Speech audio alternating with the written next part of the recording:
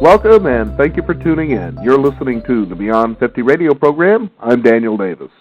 On the program today, we're going to be talking about the history of the atomic age. This is from when it first began with a past-as-prime German physicist working in a Frankenstein-style lab, and continues to the present day with the fears that are brought on by Chernobyl as well as Fukushima, rogue state arsenals and terrorists with dirty bombs. While atomic power improves our everyday lives, from microwave technology to nuclear medicine, its invisible rays trigger cancer and cellular mayhem.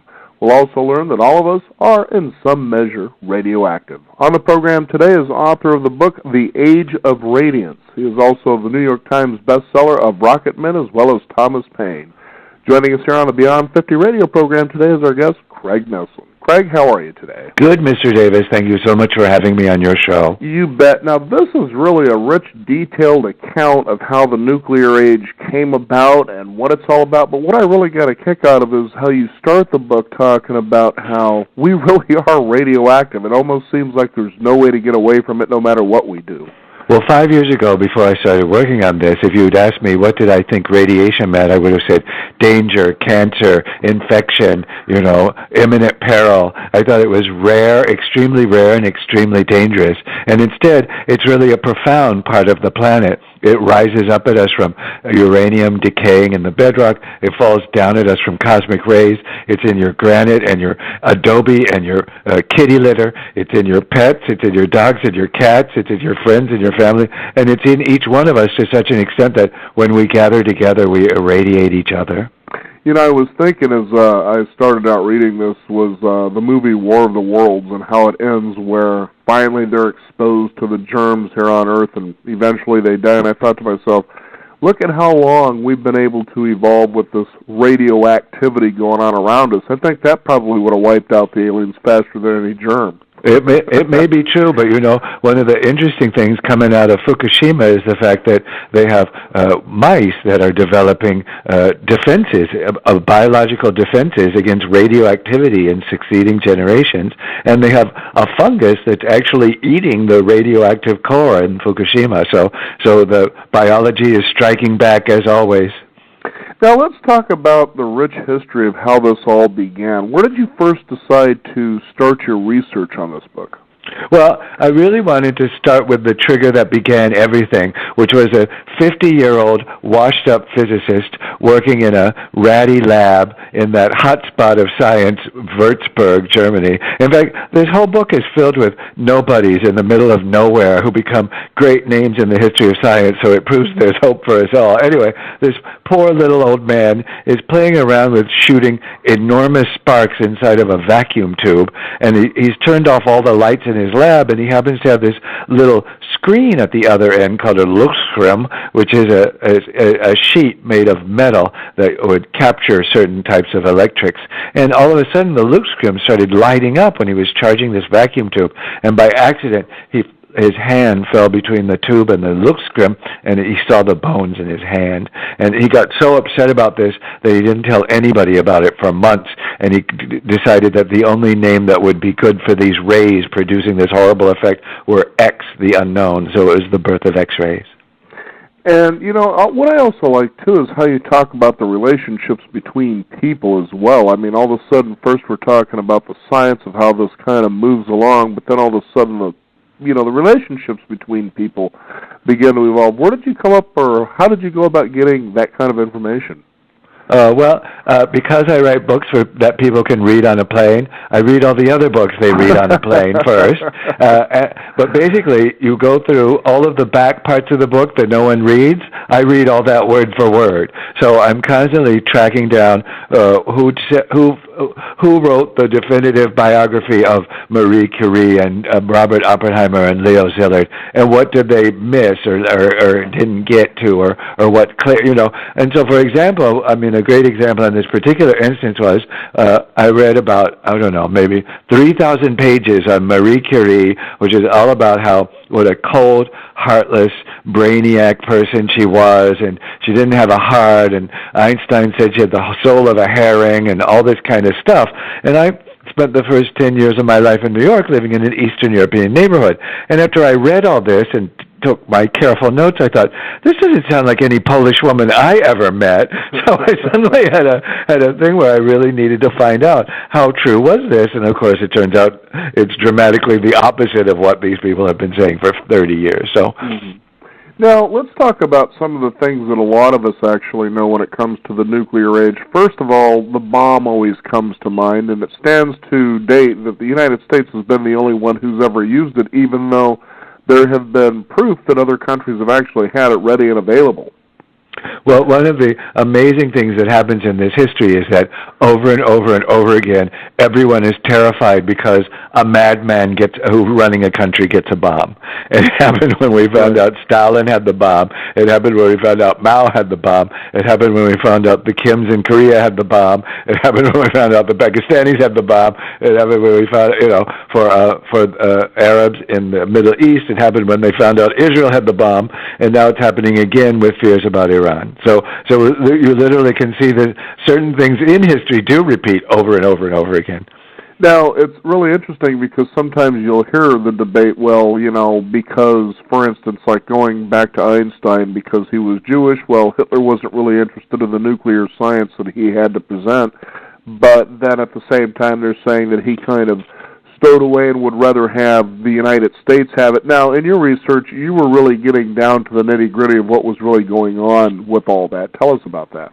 Well, in the United States, during the Hitler's rise, everyone here in physics was working on radar. And in fact, the preliminaries of GPS, the previous system before GPS, before we got that, they were developing that. They were developing they were developing sonar. They were developing these various forms of radar. And when the American physicists heard that all these emigres from Europe were all trying to make bombs from the nucleuses of atoms, they thought these people were crazy. And they just thought it was the most pie-in-the-sky, ridiculous thing to be working on. But the driving force was the very simple idea. What if Adolf Hitler had the biggest bomb in the world? Mm-hmm. And that was what drove all of these emigres to produce it. So besides Oppenheimer, and Groves, of course, his military head of the Manhattan Project, almost everyone involved in creating the atomic bomb was a recent emigre from Europe, fearful of Hitler having the one with the bomb. Mm-hmm. Now, it's also fascinating, too, when we think about atomic energy and weaving the story, of course, of Nikola Tesla, is that, we kind of possibly went the wrong direction, because you started off talking about the discovery of nuclear energy through the discovery of X-ray, which was really interesting. Well, the discovery of X-ray triggered this wild sort of public hysteria. There were over 1,000 books published the year after X-rays were discovered, explaining what X-rays were. And they became a sort of constant presence everywhere in the world. If you went to a World's Fair, you would have your bag X-rayed and get that as a souvenir. If they had a thing called the fluoroscope, which is a form of X-ray, where every shoe store you could stick your feet in and look at your feet and to see the bones in your feet to make sure you're getting the right size shoes. It just triggered this, and they even had, if you walked into a pharmacy, they would have X-ray soap and X-ray laxatives and X-ray condoms and all this kind of thing. And then, people started hearing about the dangers of X-rays because even when they realized X-rays were fantastic for treating certain kinds of tumors and, of course, for imaging, looking for broken bones and problems in the body, the people who were running the X-rays would set the strength by putting their hand up, and if they got a little sunburn, they knew the X-ray was strong enough. Well, all of those people died left and right of leukemia. So after they realized there was this problem, the same thing happened all over again with Marie Curie with radium. Radium became this wild public craze, and then people realized the dangers.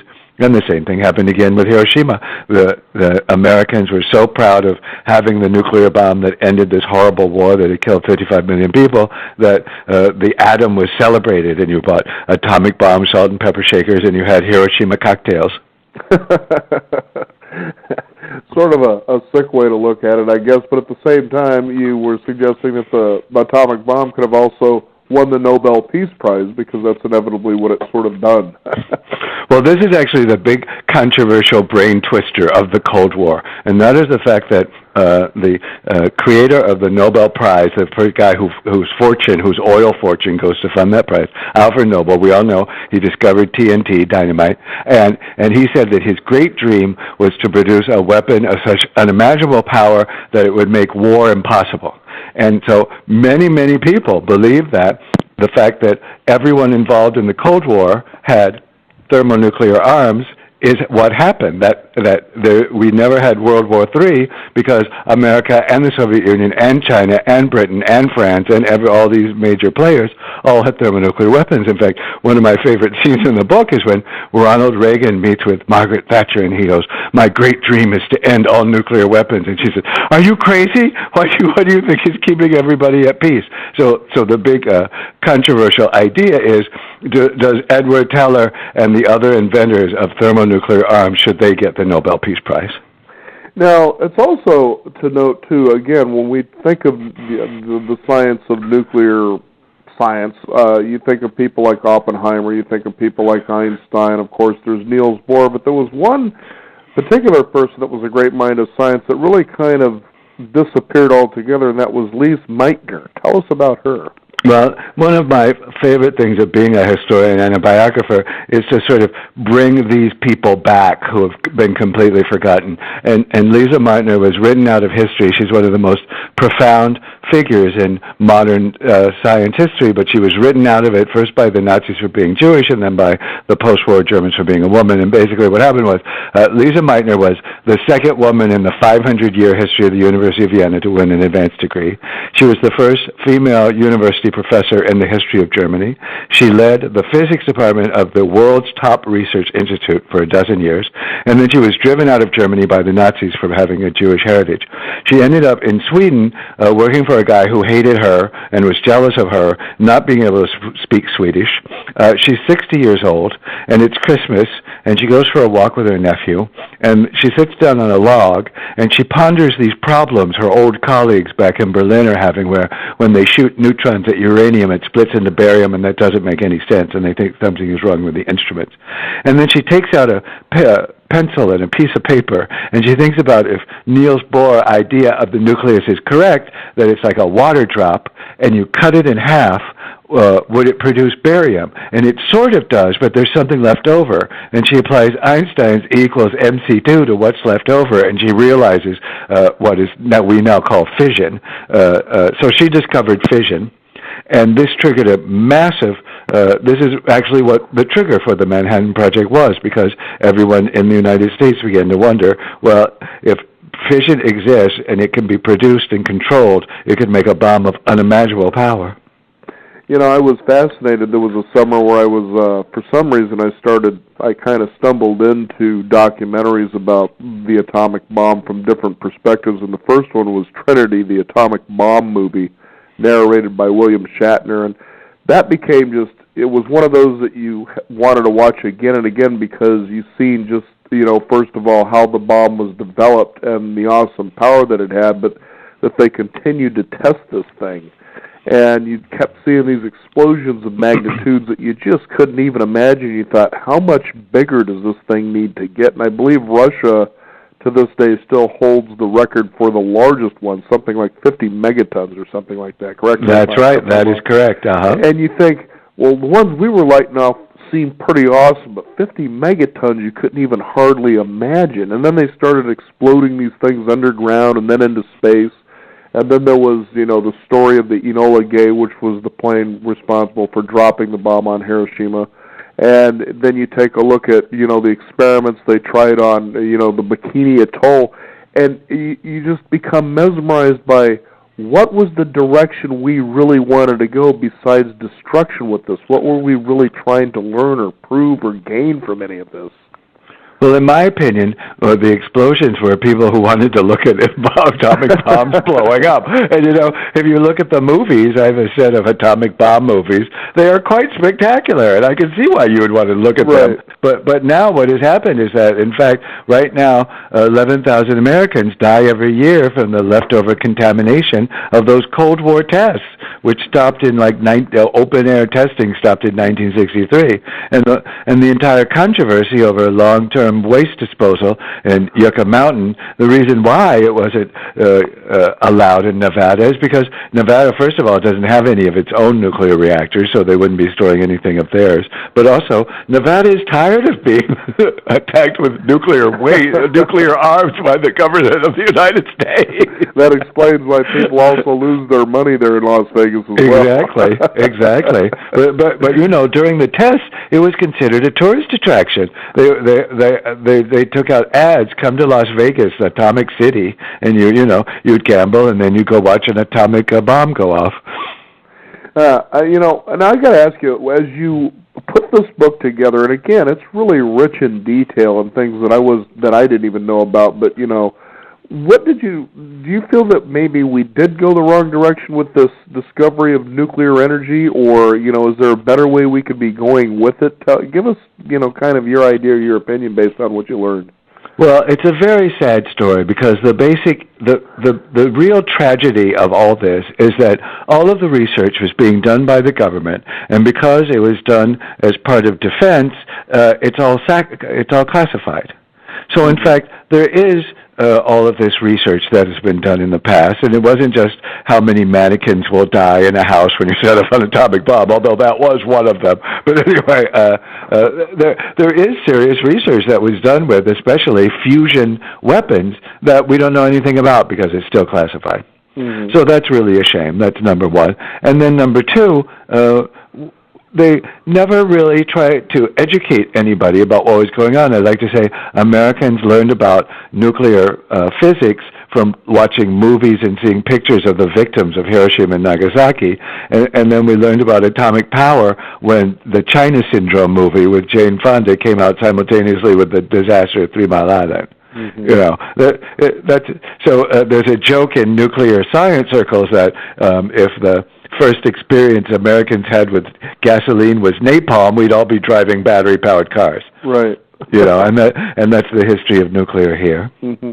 Now, it's also to note that as much as this nuclear science or radiation has caused sickness and cancer, that it also is what we decided to use to work at trying to cure or at least alleviate cancer.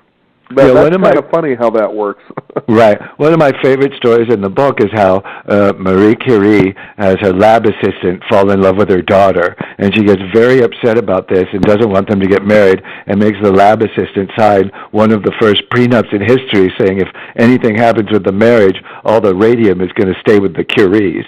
But she was wrong. The assistant, whose name was Fred, and the daughter, whose name was Irene, had a fantastic marriage and a great partnership, and they discovered artificial radiation, which is as important to our modern medicine today as the microscope. And in fact, Fred and Irene Joliot-Curie are really more important to our lives today than Marie. But for all of these, the end of all this story is the fact that Marie was the first woman to win a Nobel Prize, and her own daughter Irene was the second. And because of that, we have nuclear medicine, and between the diagnostics and the treatment, that has saved millions and millions of lives. And that really is the sort of side of nuclear that people forget about.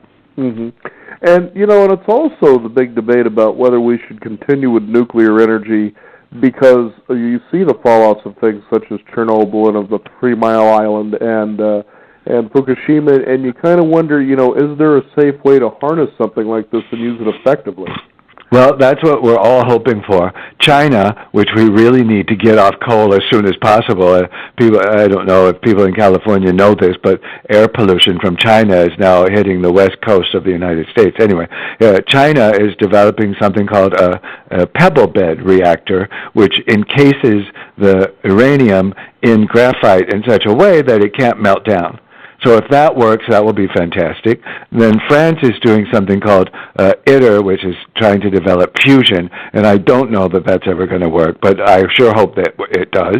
And Bill Gates is investing in something called a traveling water reactor, which is the inventors are keeping the details of this secret, so I can't tell if it's pie in the sky or reasonable, but anyway, so there's a lot of people trying to develop different forms of nuclear technology, and I'm praying that one of them develops something that is both safe and economical, which we don't really have with nuclear energy now. Mm-hmm. Now, do you see the nuclear age beginning to dissipate, or is this something that perhaps may take a turn into a more positive direction than what we've had in the past? Well, I say that we're in the twilight of the nuclear age, that unless we have one of these technological breakthroughs, that nuclear power is on its way out, not because our fears of nuclear are valid, I think they're over-exaggerated, but because every time there's a disaster, the government and industry response is so inept and so creepy and so untrustworthy and so ridiculous and so obfuscating and so bad that it's made no one who's ever had this experience will ever trust them again. Mm-hmm. You know, I mean, if I was living in Nevada, I wouldn't want the government and the nuclear industry running a deposit site in my backyard either, frankly. You know, right. and we have to have one because right now, in fact, one of the scariest things going on in the United States is the fact that we have all these used nuclear fuel rods sitting in swimming pools at 12 sites in the United States of nuclear power. So I do think it's on its way out, and I also think that at some point people will realize that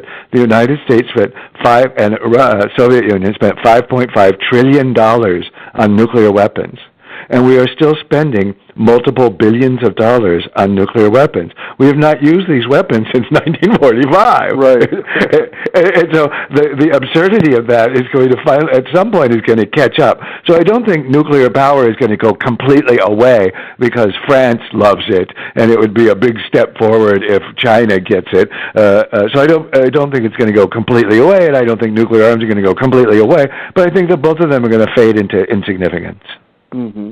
And I'm reminded of a movie called Deterrence, in which the president gets stuck in a small cafe somewhere in the snowy mountains of Colorado, and pretty soon World War III becomes enacted as we become threatened by another country that has the capability, so they claim, to shoot and fire nuclear missiles at the United States. And through all of the information that he's trying to gather as he's in this small little cafe in Colorado with its local citizens, comes to discover that the bombs they actually had were sold to them by the French who got them from us, and that they don't work. No, that's quite plausible. And what's really cool about it is that's not a wacky scenario. Well, no, even furthermore, what's even colder still is the way the president says, but we do have the bomb, it does work, and we have proven that we'll use it. Right. I'm thinking, oh my goodness. Yeah. Well, we're still spending something like $10 billion a year on a tripartite system of submarines, aerial bombers, and Minutemen missiles in silos pointed at the Soviet Union, and the Soviet Union does not exist. You know, mm-hmm. So I mean, there's so much absurdity going on in this story. My favorite moment in researching Cold War history was when I put together all the ways in which Dr. Strangelove is a historical documentary. Because we watch it and think it's this wild, crazy, zany comedy, but one of the big nuclear theorists at the time, it used so much of his work, like that all the best of America should go hide in mine shafts with 2 women for every man and will repopulate the world. That comes directly from the leading nuclear strategist of the era, and so much of the movie came from him that he told Kubrick he deserved royalties. It's funny how truth seems a lot stranger than fiction. Uh-huh. And fiction is certainly the truth, there's no doubt about that. What was the most surprising thing to you in researching this book here? I guess that being reminded of the fact that it's not radiation that's the problem, it's the dose. And that's true with all poisons, that you can be exposed to any poisonous or biologically damaging substance, and it matters how much poison you get. Mm-hmm. So, for example, we because we have this image of radioactivity as being imminently dangerous, we imagine that everybody around a failed plant, such as Chernobyl or Fukushima, is in terrible danger. But in fact, they really aren't. And with the case of Chernobyl, the only people who died outside of first responders and employees were the children of families who did not evacuate the zone of alienation and who drank the milk of contaminated cows. And if they had actually a decent health service going on, those deaths would have been prevented too. And in fact, even the first responders and the plants, if they had adequate protective clothing and current medical technique, those deaths would have prevented too. So a lot of our fears about this are wildly exaggerated, especially when you compare it to, so 75 people died at Chernobyl, 8,000 died at Bhopal. The fertilizer accident in India so long ago, and I think 4,000 died in the Bangkok water dam disaster, where this dam collapsed and flooded part of China. So but at the same time, China is rapidly developing nuclear facilities, and if anyone knows how to have an ecological disaster, it's China. So hopefully we will have happy news coming from them soon. Now, what about what we're hearing about Fukushima? There seems to be a lot of varying opinions on, the dangers from this here. Tell us about what you think. Well, we actually had a very interesting little piece of scientific research pop up, and I'm surprised I haven't seen any of this in the press. And that's the fact that this little guy took one of those tiny submersible subs, that can go deep water, and he went to Bikini. And Bikini was the site of dozens and dozens of enormous thermonuclear explosions. Mm-hmm. All right. So what he wanted to do was he wanted to find out what was still radioactive. And what he found was that even though they had targeted ships that had sunk to the bottom of the sea, and they had all of these test targets that they had that should have still be radioactive, the only radioactive thing he could find in Bikini were the tombstones, because they were made out of sandstone of the Bikini native people. That nothing was left in the Pacific from all of this. So the fears that we have about Fukushima, that it's going to contaminate the Pacific and cross the Pacific and contaminate the west coast of the United States, are ridiculous. But what I don't think they're saying is the fact that I'm pretty positive that the meltdown has contaminated the water supply, so that they will have to create a zone of alienation, just like is at Chernobyl, probably around 100 acres or so. Now, is there a website people can find out more about your work as well as this book, The Age of Radiance? Yes, it's craignelson.us. Okay. What's on the horizon for you after this? I'm not allowed to say, and my publisher won't let me say what my next book is, and normally, an author pays attention to a publisher like you pay attention to your little sister. But there are rumors going around New York that my publishers had people killed in their bed, so my lips are sealed.